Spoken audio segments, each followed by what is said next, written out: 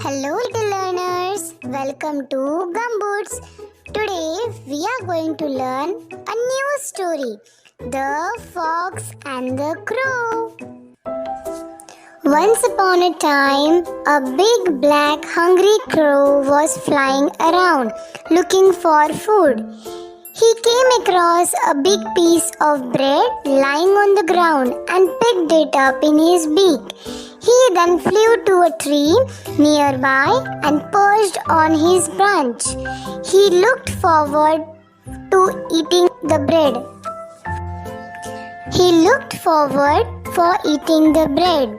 A fox passing by saw the crow perched on the tree with the bread in his beak. The fox thought to himself, that bread looks so tasty. I have to find a way to get it from the crow. The fox walked up to the tree and said, "Oh crow, you are looking so handsome today. Your feathers are so shiny. You look like the king of the birds. I am sure your voice is so majestic as your presence. You are so beautiful." The crow was pleased to hear his praise, but could not say a word because of the bread in his beak. The fox continued, "Of birds, do let me have a pleasure of hearing you sing. I will be the most blessed fox." The crow, who had never heard such a praise, could no longer control himself. He stretched his neck, raised his head to the sky, and began to caw loudly. "Caw, caw!" And down fell the bread right into the waiting fox's mouth. The crow was left cawing while the fox gobbled up the bread. And down fell the bread right into the waiting fox's mouth. The crow was left cawing while the fox ate up the bread. Moral of the story is, be aware of flattery. Little learners, so this was our story for today. We will meet in our next video. Thank you.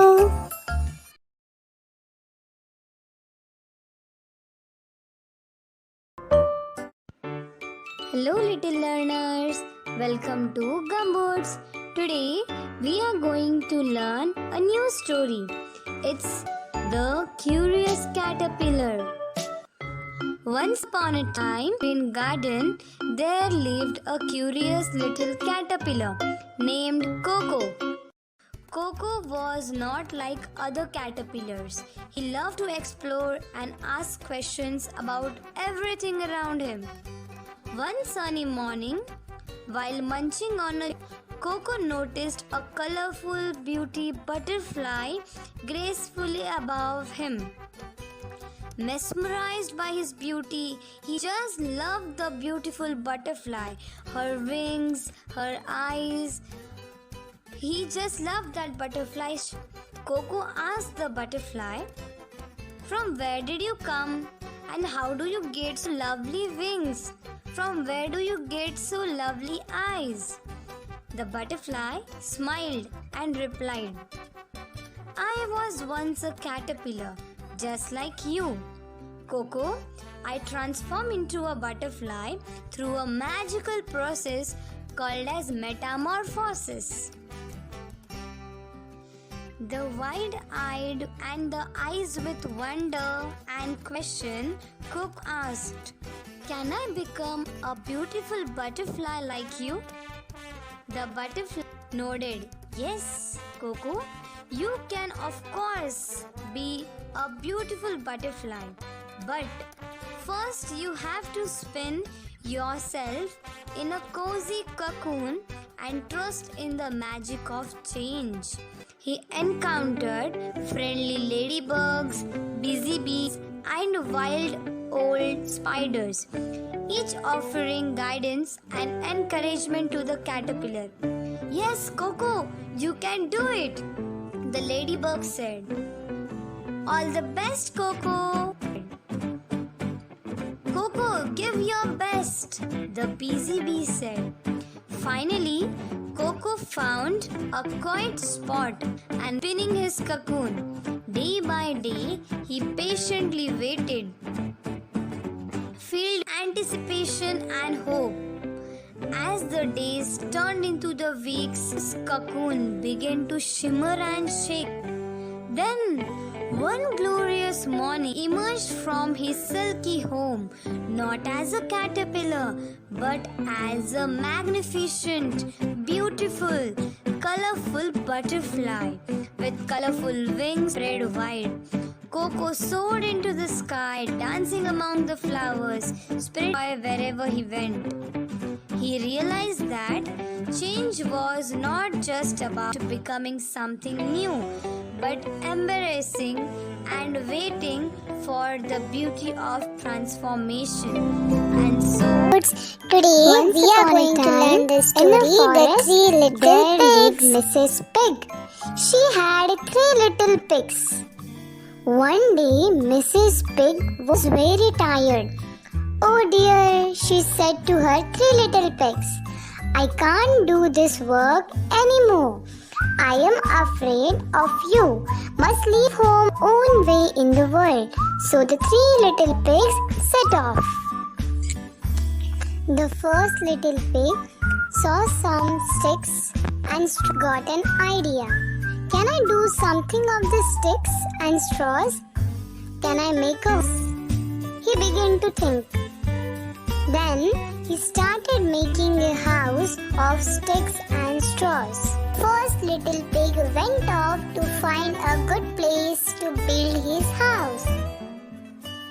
The second little pig further saw some woods and he got an idea. "Can I build a house made up of wood? It will be easy and good house for me."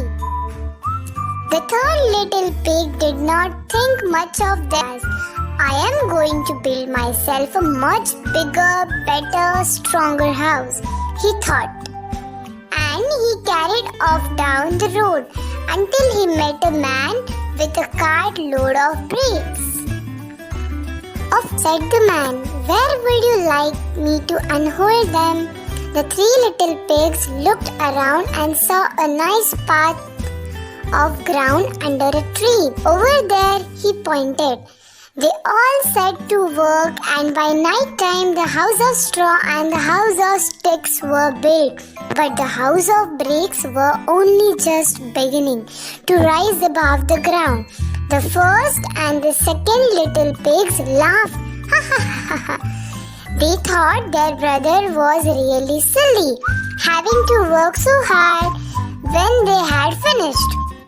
However, a few days later, the brick house was completed and looked very smart with shiny windows, a neat little chimney, and a shiny knocker on the door.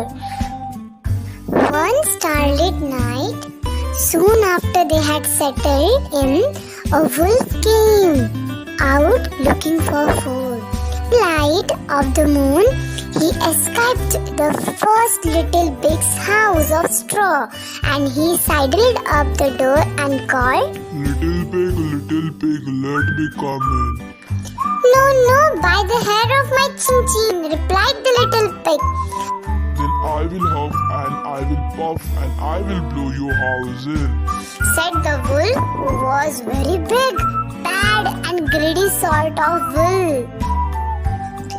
And he huffed and puffed and blew the house in. The pig ran away as fast as his tortoise could carry him and went to the second little pig's house to hide.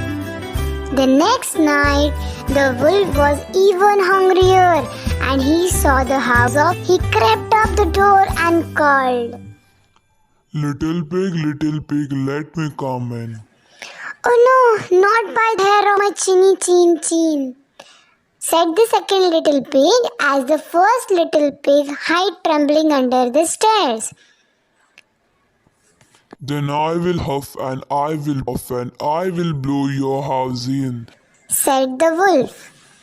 And he huffed and he puffed and he blew the house in. But the little pig ran away as fast as their toddlers could carry them and went to the third little pig's house to hide. What did I tell you? Said the third little pig. It is important to build house properly. But he welcomed them in and they all settled down for the rest of the night. That night the wolf was even more hungrier and feeling bigger and better than ever. Prowling around, he came to the third little pig's house. He crept up the door and called, Little pig, let me come in.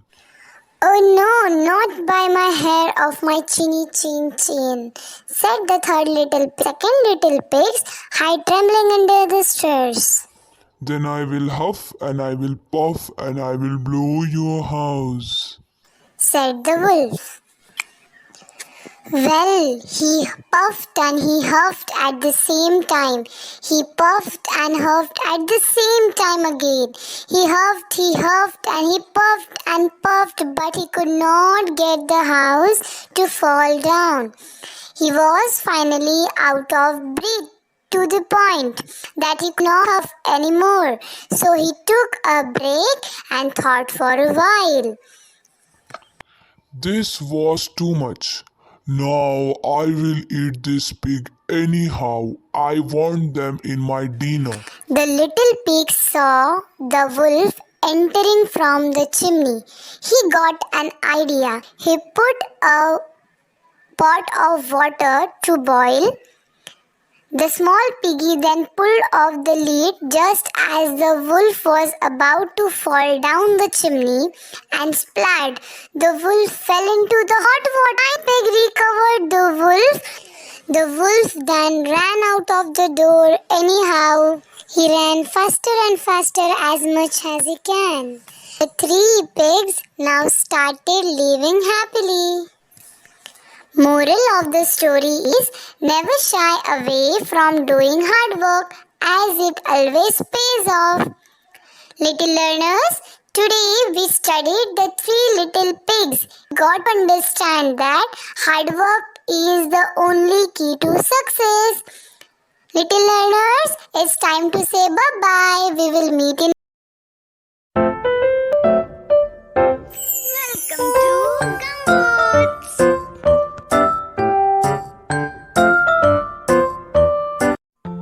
Hello little learners, welcome to Gumboots. Today we are going to learn a new story, Fox and the Grapes. Ready little learners? On a hot summer day, a fox was happily walking along his way.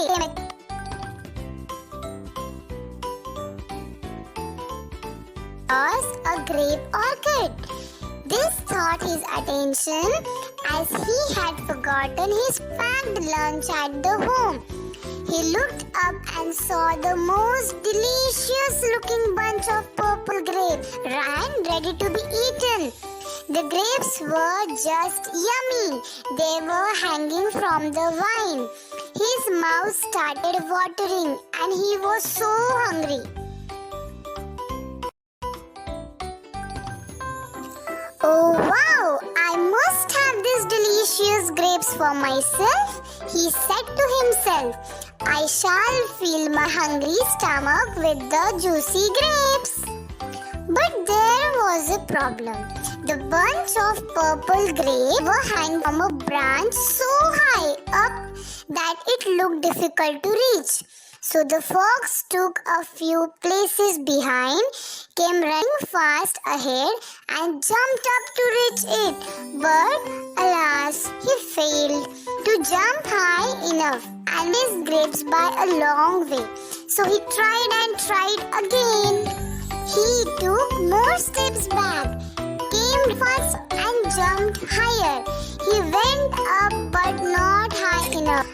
Trying harder and harder, but the fox didn't reach the grapes. He missed it again. Now, the fox was so angry and hungry, and also he was jumping again and again. Now, he took a break and sat below the grapevine. He looked up at the grapes in disgust. Such a fool I am! What was I thinking? Trying myself up, jumping up and down like a crazy on such a hot day. And that too, just to reach a bunch of spoiled, old, horrible and sour grapes. So the fox got up, gave up, made an angry face and walked off. At last the fox walked off and said, No, I don't sour grapes. The grapes are horrible, spoiled and they are so sour. The moral of the story is, it is easy to despise what you cannot get. Little learners, so this is our story. Thank you very much. We will return with our next story.